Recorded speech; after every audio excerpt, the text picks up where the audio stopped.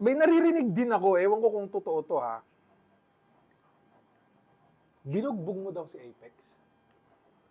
Magkakagrupo kami sa Paano? Ibig sabihin, totoo nga. Naririnig-rinig ko lang eh. Na sabi parang binugbog mo daw dati si Apex. Oo. Shoutout kay Apex ah.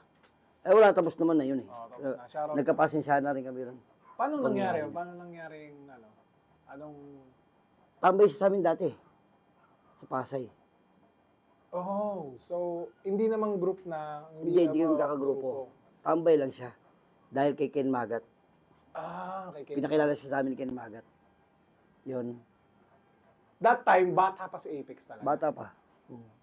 Mga ilang taon pa si Apex that time? Parang 15, gano'n.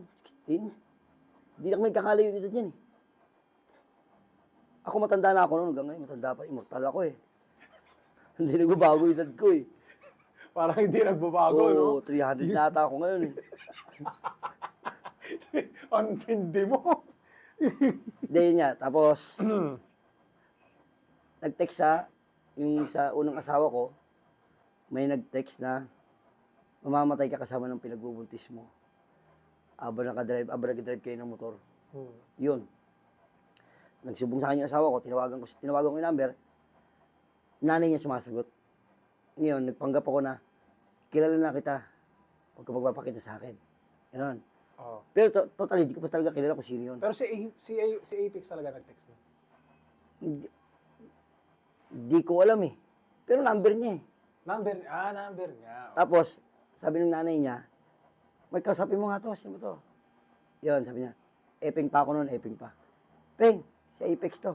Ay, kala ko naman kung sino. Yun, pati bata ako, kala ko naman sino.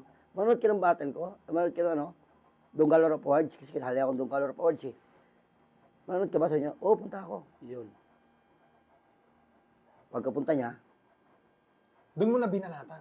oo. Kumbaga, doon na, nung pagkapunta niya, doon na lumabas yung sama ng loob mo Oo, doon doon na sa, dahil pumutok. doon sa sinabi niya. Mm.